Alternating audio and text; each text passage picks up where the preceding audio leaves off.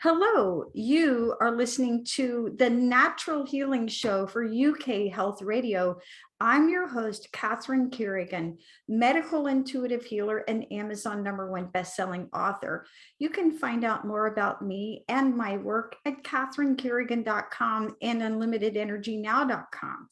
While you're there, definitely sign up for my newsletter so you can learn even more about how you can heal yourself naturally. Now, our guest today is Jonthan Robinson. Jonthan Robinson is the author of the new book, The Enlightenment Project, as well as director of the Center for the Study of Non-Symbolic Consciousness. You can find out more about Jonthan Robinson and his wonderful work at his website, theenlightenmentproject.net. Welcome, Jonthan Robinson. Thank you. It's great to be here. So Jonthan Robinson, many spiritual teachers talk about enlightenment as if anybody understands what that is. So what exactly is enlightenment? Well, the good news, in the last 15 years, there's been some great research about what enlightenment is, how one gets there, and what that experience is like. And I'll talk about that. I've interviewed 100 enlightened teachers, ranging from the late Mother Teresa to the Dalai Lama. And a very simple definition of enlightenment is perceiving the world without the ego. Now, the experience is really a shift in identity from thinking you're a personality with a name and background to really just being a presence of awareness that has kind of no history, that you're just there. So the resulting experience is very peaceful and loving. Okay. Now, let's say I wanted to be in the NBA, which of course I'm not. I'm going to do that because I'm 5'3", but there might be certain requirements. Like I would have to, be able to, score so many goals. And so if you're a millionaire, there's specific requirements. How does anyone tell that another person is enlightened? What are the hallmarks of that? Yeah, it's a good question. And it's not that clear. It's mostly through somebody talking about their direct experience. Although there are things that you can do with brainwave machines. Enlightened people tend to all have very similar brainwave patterns, which are different than everybody else. So that's one way. But even people who are close to enlightened people, might be married to them, may not recognize that their partner just transitioned to an enlightened state because the outward behavior doesn't necessarily change much. It's more of an inner experience. So what are the brainwaves of an enlightened person? How does the brainwaves of an enlightened person differ from the brainwaves of an average person? Well, an average person has what's called a lot of beta brainwaves mixed with a little bit of alpha, occasionally theta, and then sometimes delta, especially when asleep. But enlightened people, they've done this with people like, the Dalai Lama and other people. Their brainwaves tend to have a lot of what's called gamma in them at a certain hertz. And that seems to be like what they call the enlightened brainwave state. Now, the good news is if you and I find the right technique of meditation or something like that, sometimes we can change our brain waves into that gamma state and actually experience for at least a short period of time what enlightenment feels like. I've had that done, and it's nice to see, oh, wow, the person said, you're now in the enlightened brainwave state, and it felt very blissful. So let's back up for our audience who may not be familiar with brainwaves. So, and I don't remember the statistics precisely, but beta brainwaves are what you're in when you're awake, like we're alert, we're doing our work and so on. Alpha is the state that where the brainwaves slow down a little bit, where such as when you're practicing yoga or regular states of meditation where you're in a relaxed state. And theta is right below alpha. And so the brainwaves are even slower, and delta is when you are asleep. So most of us who go to sleep are in delta. So share with us about gamma brainwaves. What are gamma brainwaves, And how does the brain go about producing them?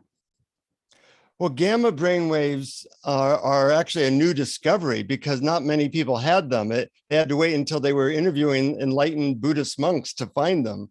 And what they found is that they are characterized by incredible alertness mixed with deep relaxation. And from the experience I've had in them, and here's the technique I used. And one of the things I did in the book, The Enlightenment Project, is I wanted to find out what methods led to triggering enlightenment experiences. And most of the methods that have been now scientifically validated to trigger it are totally unknown, meaning they've been invented usually in the last 10 years. So most people don't know the best methods. Hatha yoga doesn't seem to do it. Most meditations don't seem to do it. But one example of a method that worked really well was you write down a list of everybody in your life that you've ever loved. And then you spend a minute focusing on what about them you loved. And then you go on to the next person. So you might do this for an hour and you're bathing yourself in the most intense love you've ever felt for an hour. That tends to lead to gamma brainwaves. And that also tends to, in many people, trigger enlightenment type of experiences. So little things like this, if you have the right technique and the right ideas, sometimes people have amazing experiences in a day rather than after 40 years of meditation. Fascinating. Now, going back to my description of the brainwaves, so beta, again, more high frequency brainwaves. So the gamma state, what are the ranges of the gamma state? Is it above beta, below delta? It's actually much above beta in terms of frequency. But what's interesting is rather than it being an anxiety state, it's a state of hyper alertness, hyper presence would be a better way of putting it, while totally relaxed. So normally we don't get to experience that. If you're hyper alert, you might feel anxious, or if you're totally relaxed, you feel a little dull. Gamma brings about both of them. And the experience emotionally often feels like deep peace, love, or bliss. Fascinating. And again, for our audience, when you go into a high beta state, then people have anxiety, right? Right. So when the brain waves are going too fast, and if you've ever had anxiety, you know what that feels like, where it's just too much going on, right? Mental overload. Yeah. And that's anxiety. So what you're saying is gamma is above the normal beta, but also relaxed at the same time. Yeah, and that's a state that we all could benefit from in the world today. Being very alert, yet totally at ease in the moment. Fascinating. Now, I loved where you talked about how if you spend a minute take an hour and spend a minute just focusing on everyone you've ever loved. And I have to bring this back to a personal practice that I do. So every morning and every evening, I do loving kindness meditations. And so if you're familiar with loving kindness, it's a meditation practice.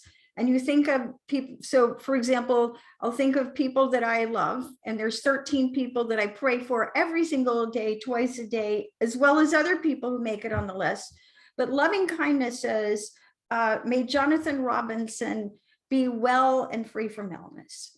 May Jonthan Robinson be safe and free from harm. May Jonthan Robinson be happy. May Jonthan Robinson be at peace. And what I notice when I'm doing that practice, I'm praying for each person and I'm connecting to their energy, and I can feel their energy, and I feel the loving connection between us. Is that a similar practice that would help produce gamma brainwaves? Yeah, it's very similar. This one might be a little bit different in that you're kind of focusing on what you appreciate and love about them rather than using a affirmation. So I've done both. I find the focusing on the love and what I love and appreciate about them to be more effective for me. But one of the things people find in consciousness research is that different things work for different people at different times. I used to do one kind of meditation and it worked for me at that time, and then it stopped working. So I did another kind of meditation now. And what I tried to do in the Enlightenment Project book was give the 30 or so ideas and 30 or so methods that were shown to be most effective. So it's kind of like the greatest hits of what we learned about consciousness. And, I have a weird hobby. I've interviewed now 100 spiritual teachers. If you've heard of them, I probably interviewed them. And I'm always asking them for their best tip, because they talk to tens of thousands of people. They get to see what actually works versus what we've been told works by our religion or our dogma or whatever. Yes. And, something I find is that there are some methods that only take about 10 seconds to do, but they can be incredibly effective. And I'll give you a story about that.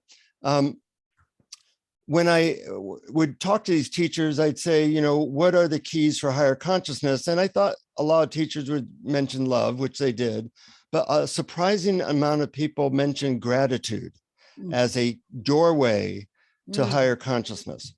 So a friend of mine had returned from India, and he said he looked totally transformed.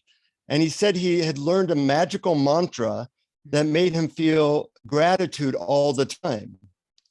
Well, that sounded pretty good. So I asked him what the mantra was, and he said, I can't tell you, you have to get it directly from the guru.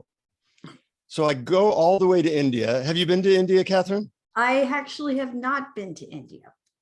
Well, it's an amazing place, but it's hard to get to. And once you get there, it's pretty polluted. I took a rickshaw for 4 hours. I'm tired. It's 110 degrees. I finally get to the ashram. I wait in line 3 hours to talk to the guru to get this magical phrase. And when I get to him, I say, can you tell me what that magical mantra is? And in an Indian accent, he says, yes, my mantra is the most powerful mantra on earth. And he leans in to whisper it to me. And he says, whenever possible, repeat these words. The mantra I give you are the words, thank you. I look at him, I go, that's it? I traveled 20,000 miles to go, thank you? That's it? Well, he looks at me and he says, no, that's it is the mantra you have been using. That makes you feel like you never have enough. My mantra is thank you, not that's it. That's it will take you nowhere. Well, I was pissed off. So I looked at him and I sneered and I said, well, thank you. And he said, that's not the mantra. You must say it from your heart. So when you eat good food, say thank you. Or when you see your child or a sunset or your pet, say thank you from your heart, and soon you will feel overwhelming gratitude. Well, I thought it was a stupid idea, but I came all that way. So I decided I would try it. So I get a taxi to go in my hotel room, and there's air conditioning. When it's 110 degrees and you're in a taxi with air conditioning, it's like, oh, thank you, God, Yeah. And then I get to my hotel room. There's a bottle of clean water there. Thank you. Really feeling my heart for 5 seconds. I open up my laptop and I think, what an amazing machine this is. I Skype to my wife, thank you for this technology. I'm Skyping my wife, talking to her instantaneously across the entire planet for free. And it just hits me how much we have. And tears start rolling down my eyes. My wife says, that must have been some mantra. And I said, you have no idea, But what I like about this is that, we live better than kings lived 50 years ago. And by feeling your heart and then thanking whatever is in your life, you within 20 minutes can enter into a very high state of consciousness. And all you've done is a 5-second technique a few times. Fascinating information. And now here we are at the Natural Healing Show for UK Health Radio. So, and you're talking about thank you. And I believe wasn't it Master Eckhart who said, if you only say one prayer, which is thank you, that is enough. Right? Yeah, yeah. And I'll share a technique that I've done for myself, because like everyone else, I get depressed sometimes. 2 of my 10 books are about how to heal depression naturally without drugs. So this is what I find when I feel depressed. I get out my journal And I make myself write a list of 20 things that I'm truly grateful for. And a lot of times, when you do that, you can rattle off 10, I'm thankful for this and that, but really going deep into what I feel grateful for. And by doing that simple technique, it completely transforms the way that I feel naturally without drugs. So we're basically saying the same thing, is that when you pay attention and you notice and feel what you're truly grateful for, that transforms the way you feel, your brain waves, and can produce gamma brain waves, according to your research, correct?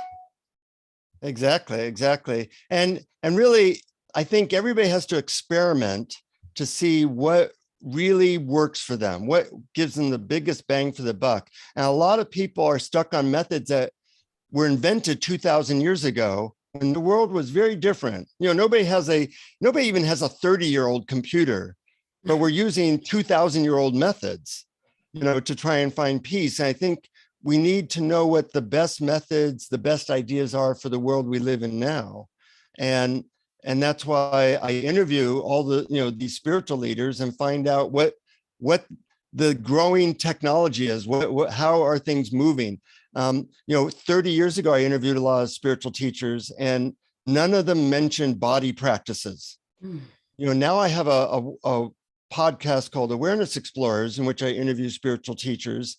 And whether I'm interviewing Deepak Chopra or Byron Katie or whoever, they all mention body practices, because we now know that being in your body and being present with your body in different ways is really another key to higher consciousness.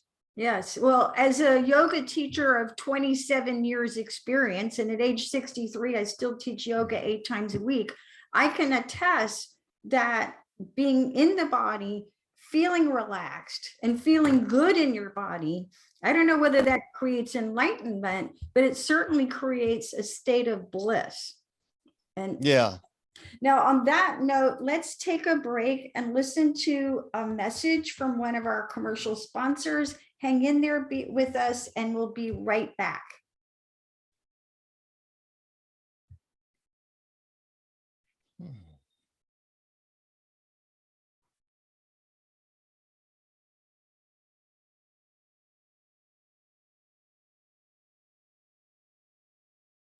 So Jonthan Robinson, author of the Enlightenment Project and director of the Center for and the Study of Non-Symbolic Consciousness, what does enlightenment feel like? So we were talking about feeling gratitude. I think most of us can relate to feeling grateful. What does enlightenment feel like?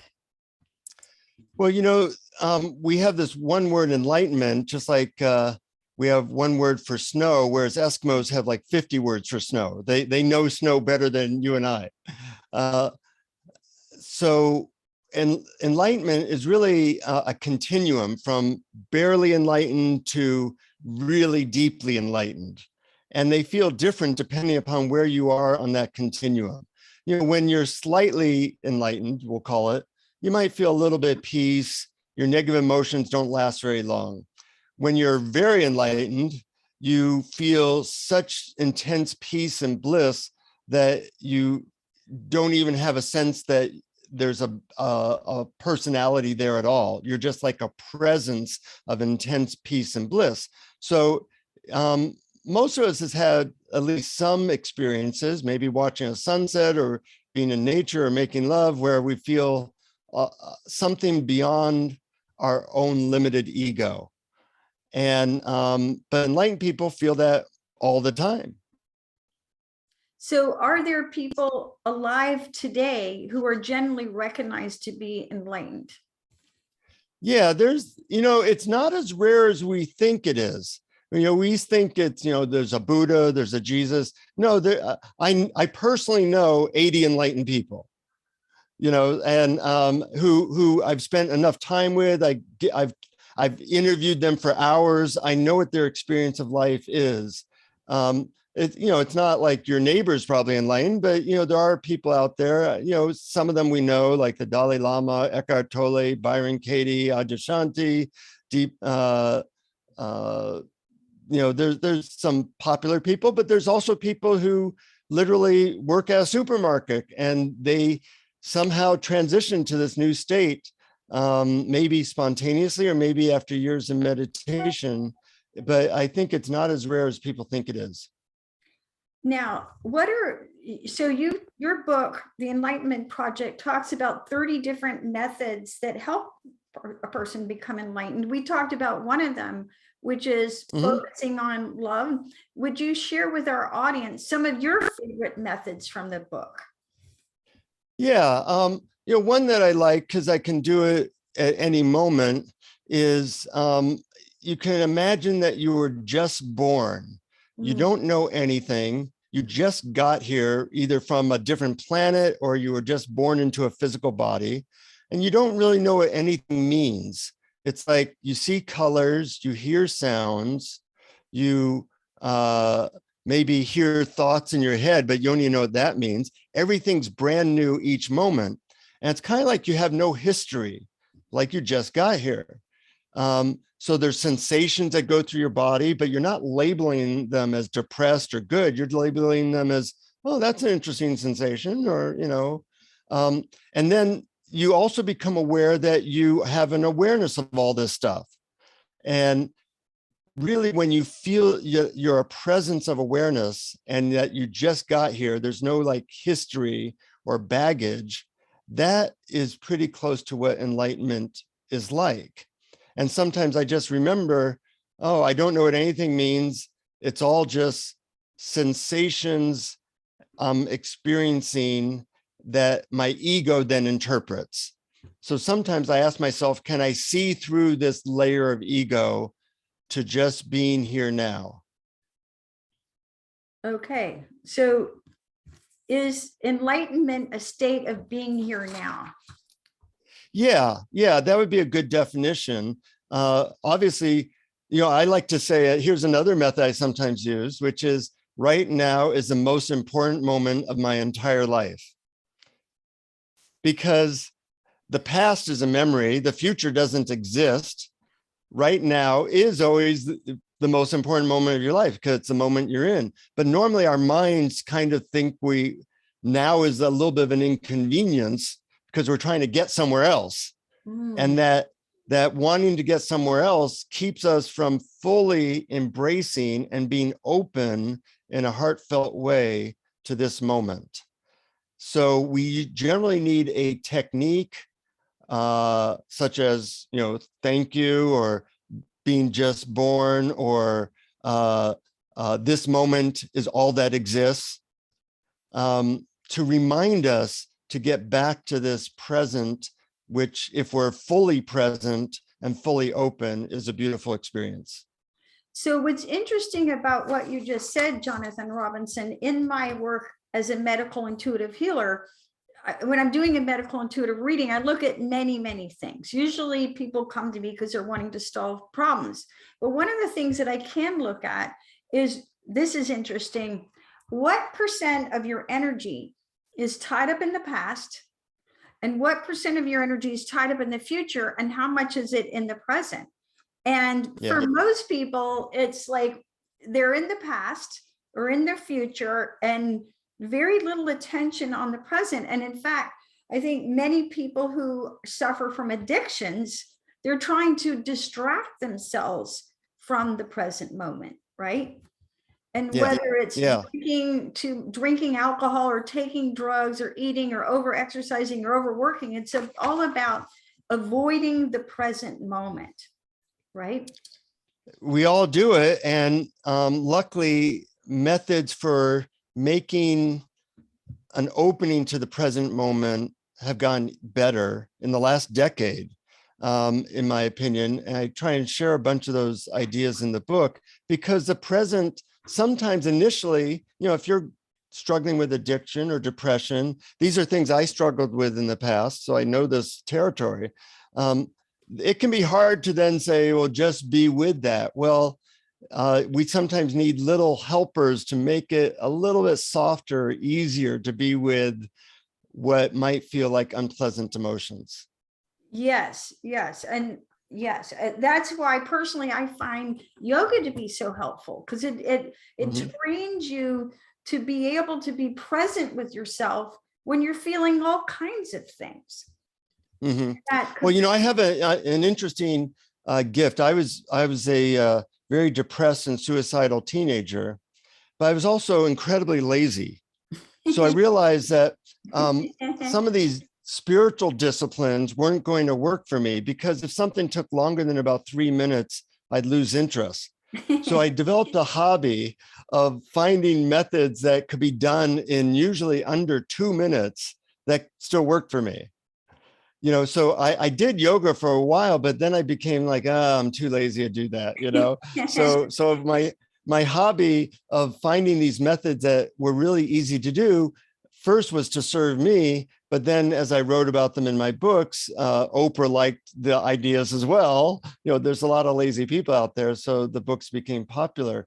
And you know, I think we need to learn that in this day and age, when there's so much stuff that we have to deal with, COVID and climate and politics and things like that, that we need little things to do throughout our day. You know, like it doesn't take long to feel your heart and say, thank you for this Zoom, for this lecture, you know, for this conversation, or thank you that I have an apple that is organic and good in my refrigerator. You know, that used to take, you'd have to travel 10 miles to get that apple, you know, so these little things help us to deal with all the stress of modern day life. Here's one, you know, sometimes I'll be aware that I'm feeling sad. So I feel the sadness, I just allow it to be there. And then I say, what else is going on? Well, I feel my butt on the chair, and that feels okay, you know. And then I say, what else is going on?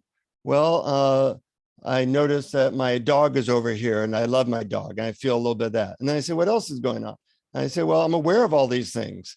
And I'm aware that I can hear a bunch of stuff, which is nice for me, because one time I lost my hearing.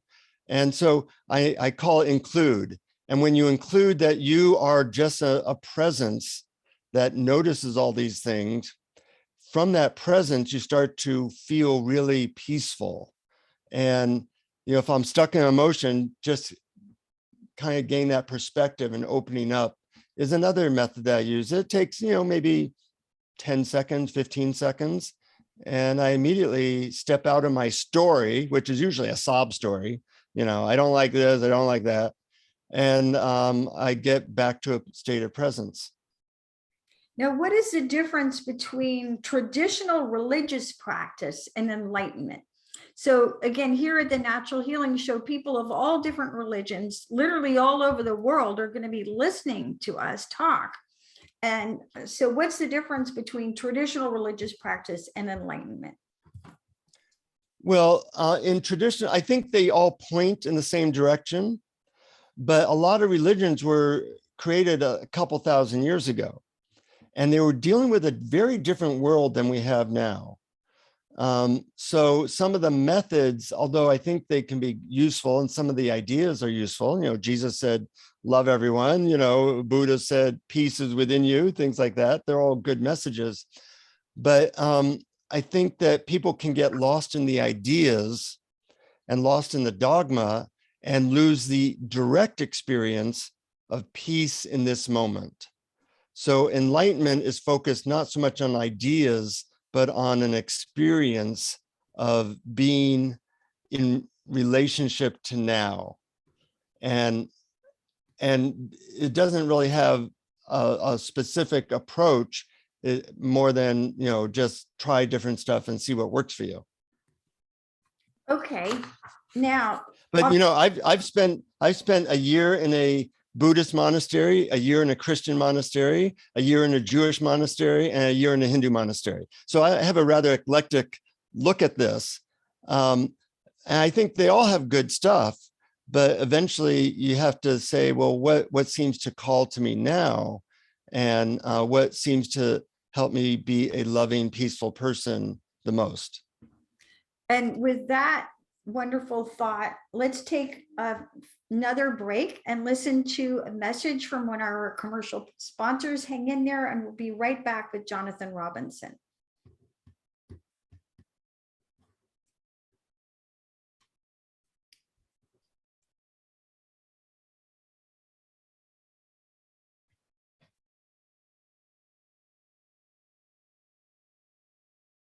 Jonthan Robinson, you are the director of the Center for the Study of Non-Symbolic Consciousness.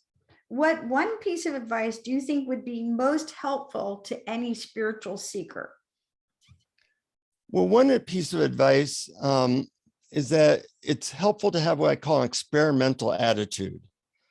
An experimental attitude is that you try stuff to see if it works. You can't always know just by reading about something if something will work. But I've tried a lot of things. Probably 90% of them didn't work well for me. But when I found a certain type of meditation or a certain technique that did work, that means you have a friend for life. So being willing to try things for a short period of time is very helpful. The other thing is, I think it's really useful to learn from experts. That's why I've interviewed 100 spiritual teachers, and they're an expert because they have an experience. They have a lot of years researching something, and I want to have more of what they have. Now, Jonthan Robinson, here we are at the Natural Healing Show for UK Health Radio. So our audience wants to understand, how do I heal things naturally? How does enlightenment, the state of enlightenment, or the kind of like golfers play golf, or the effort of trying to be enlightened, how does that affect or improve our mental and physical health? Well, as you know, Catherine, that our neuroses, our trauma from the past creates a lot of friction inside our head. And that friction inside our head leads to disease in the body and a feeling of unwellness.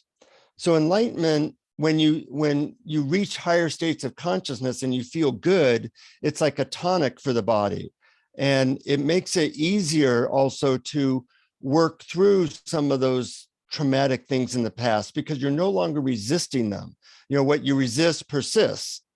If you're no longer resisting stuff, it tends to flow through you and not get stuck in terms of stuck emotions like depression, or stuck diseases like, all the things that people are experiencing nowadays, where, it's just chronic diseases. So a lot of the chronic problems I used to have with bad back and headaches, I don't have them anymore. And I think it's because I'm not resisting things in the way that I used to. Now, on the cover of your book, you say that you went from being depressed to enlightened. What was it like? Let's go back to your experience of depression, which we can all relate to that. What was it like for you being depressed? And how did you treat your depression before studying enlightenment? Well, I was lucky in that I had a terrible childhood. So I got severely depressed and suicidal at age 12. So my midlife crisis happened then. At that time, all I could do was read self-help books, and they helped. And then by the age 14, I was meditating every day. But, we're all on a hero's journey of going from a life of being in our little ego to to trying to move towards greater love, peace, and contribution. And it's been an ongoing journey, and I have a lot farther to go. It's not like you become enlightened and that's it and you're done. There's always farther to go. So my journey has been really finding people who inspired me, books that inspired me, and finding the method that felt like it worked for me now. And I think that's really our job. I went to one teacher in India, a famous teacher named Punjaji, and when I went to his ashram, he went right up to my face and he said, "Who are you?" Mm-hmm. And at the time, I didn't know what to say. So I said, "I'm Jonthan Robinson from the United States." Well, he just started busting up laughing. And he said, no, who are you really? Mm. And, I said, I'm an author. And he kind of shook his head, no. And I said, I'm a man, no. I'm a spiritual seeker, no. I just played all these roles that, I tend to think I am. And then I just ran out of things to say. So I just looked him in the eye, and there were like beams of light coming out of his eyes. It was really interesting. I got transfixed. And as I looked in his eyes, a wave of love like washed over me like a tsunami. And it was so intense that I just spontaneously started sobbing in his lap. Mm. So I'm feeling this love and peace that was so strong. And as I'm in his lap, he pats me on the head and he says, this love and peace you feel, that's who you are. That's who we all are. And your job is to not forget that and find your way back. And that message really resonates with me that, we get lost in all the problems and roles and things like that. But really, we're trying to get back to a place of love and peace. And that's our job. And my hope is that, the Enlightenment Project book or other things that inspire people can get them back there more efficiently. We need all the help we can get nowadays. Yeah, no, you touched on something which is actually really important, because when I do medical intuitive readings, one of the things I look at is a person playing roles? And sometimes we think, well, the role I'm playing is a good role, like I'm a teacher or I'm an author, right? Mm-hmm. Or I'm a radio show host. But whenever you're playing a role, you're not being your true self. Yeah. Right. And it's an aspect of our ego. And again, we all have an ego. So when you notice you're playing a role, even a good one, a seeker, I'm seeking, or I'm a yoga teacher, it's a role. And the more that we can recognize when we are playing a role, even the so-called good ones. I mean, there's other ones not so good, like your saboteur or your inner brat. Or your critic or whatever. Your inner critic. Or your wounded child. So some of these roles, when we're in them, we're in a state of suffering, right? Mm-hmm. But even when you're in the so-called positive roles, you're still not being your true self. So now, again, here we are at the Natural Healing Show. So, and you've interviewed all these enlightened people. So I have to ask, in your observation, are enlightened people actually healthier than the rest of us? No, I don't think they are. They have problems. They have relationship stuff. They have money stuff. They have body stuff. They die. But their relationship to all that stuff changes from kind of like poor me to, hey, I'm just here right now. It's not really a problem. Yeah, I might have cancer and I'll die. That's not a problem. So their relationship with everything changes. A metaphor I sometimes use for viewers on YouTube that can see this, imagine a black dot on a white sheet of paper. I have a black dot here on a white sheet of paper. That black dot represents your biggest problem, health problem or money problem. And we have a relationship with that black dot. For most of us, that relationship looks like our eyeballs right on it. Like, oh my God, it's just totally dark as far as I can see. It's nothing but blackness. But when you move away from that black dot and you see the entire white piece of paper with a little black dot on it, that's a very different relationship. And that's where we can find peace. All the teachers say peace and love is inside you, but you have to get your eyeball off that black dot or you'll never find it.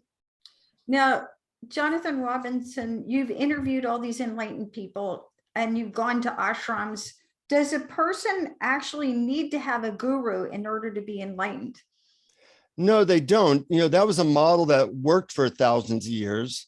But nowadays, it used to be that all these methods weren't available, the secret methods. Well, I put most of the secret methods of all the Tibetans and the Christians and the thing all in those one book, so now it's easily accessible. And we don't necessarily need a guru. I think you do need some form of inspiration, either a book or a person that inspires you or a group. I think those things can be helpful, but the guru model, I don't think is no longer necessary. What are some of the common myths about enlightenment? I have a whole chapter in the book about that. And there's 25 common myths I state. Like some of them we mentioned, like, if you become enlightened, you no longer have any problems, your health is great. That's not really true. But other common myths are things like it takes forever to happen. You have to work at for 50 years. No, there's some people I've known that they meditated twice and they awakened. Now, those people really piss me off because I've been doing this for a while, but sometimes the right thing happens at the right moment, and or that it's a state that that's permanent. Sometimes people go in and out of these experiences. So there's a lot of myths, and as you read about them, it helps you get a better sense of what you're aiming for.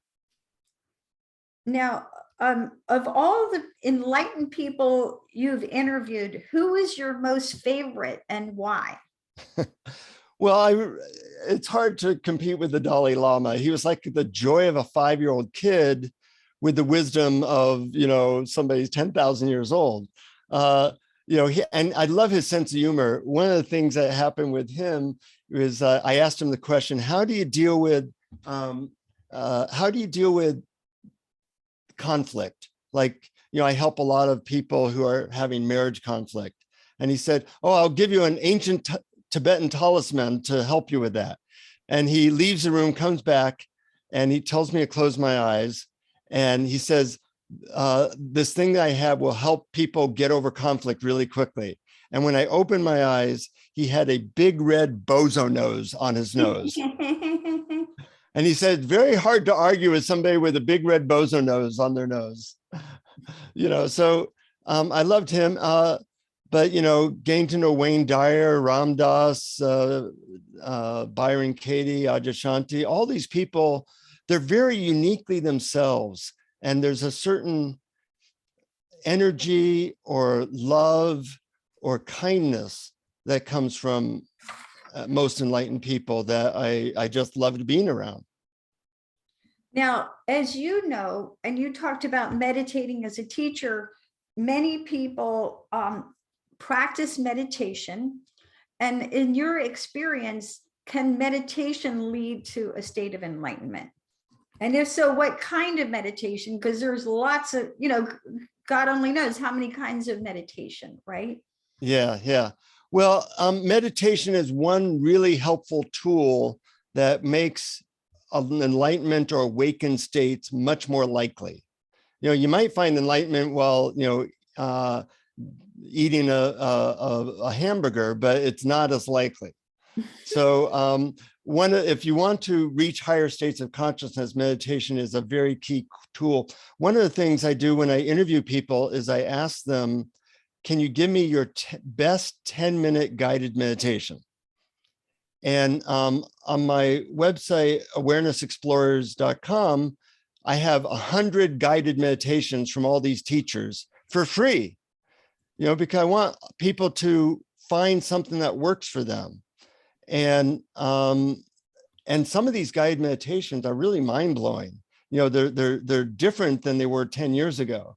And I find that if you can find something that works for you, then, do it every day, and your life is likely to get better, because meditation really helps people know what higher states of consciousness are like.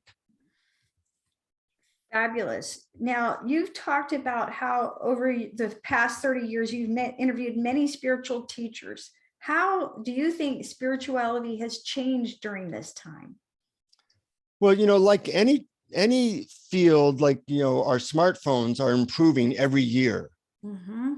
I found my iPhone from 2007. It's like a hockey puck, it's almost useless. So the same is happening in the field of spirituality, that, what we know works has now been scientifically validated more. So we know that certain techniques work better than others for more people. One of the things we mentioned earlier is that now people are moving towards body-centered techniques, to heal trauma, to get stuck emotions out of the body. I know you deal with stuff like that a lot. And it's really been a boon for people being able to get over stuff that they couldn't get over just through like talk therapy. Talk therapy isn't going to reach some of the things that we need in order to clear out the past so we can be open and loving and receptive to whatever shows up in our life. I agree with you, Jonthan Robinson. I've practiced natural healing now for 29 years, and everything's changed. And I remember when I started studying about medical intuition, the people that I talked to talked about how the vibration of the planet is speeded up. And so many of the old methods, although they were great methods, they may not work anymore. The vibration is simply too slow. So, you talk about enlightenment as being here now. I would say it's being in current vibration. Yeah. And, the vibration of love and peace and bliss are like a radio station always being transmitted. But if you're the victim of WMDs, which are widgets of mass distraction, if you're a victim of those things, you aren't really here enough to receive those vibrations. So part of it is you get here, and then like a radio, you tune to these higher frequencies that are always being transmitted. But, if you're looking at your smartphone 250 times a day, you miss it. So Jonthan Robinson, author of the Enlightenment Project, any final thoughts for our audience? Yeah, I'd say that having hope that with the right new information, the right new techniques that may be really easy, that there's a world of discovery inside of us. Spirituality should be constant discovery and finding your true nature. And when you do that, you're not just serving yourself, but you're serving everybody you love, because in this world, we need inspiration now. We need hope. And luckily, the tools and information are available now. And I offer most of my stuff for free. So, there's not like a big problem that way even. It really takes your sincerity. That's the currency. And I encourage people to explore and see what they can find. You've been listening to the Natural Healing Show for UK Health Radio. I'm your host, Catherine Carrigan, medical intuitive healer, Amazon #1 bestselling author. You can find out more about me and my work at catherinecarrigan.com and unlimitedenergynow.com. While you're there, definitely sign up for my newsletter so you can learn even more about how you can heal yourself naturally. Our guest today has been Jonthan Robinson. You can find out more about Jonthan Robinson and his wonderful work at two websites, theenlightenmentproject.net and awarenessexplorers.com. And remember that all illness is slowed down vibration. And when you raise your vibration, healing happens naturally.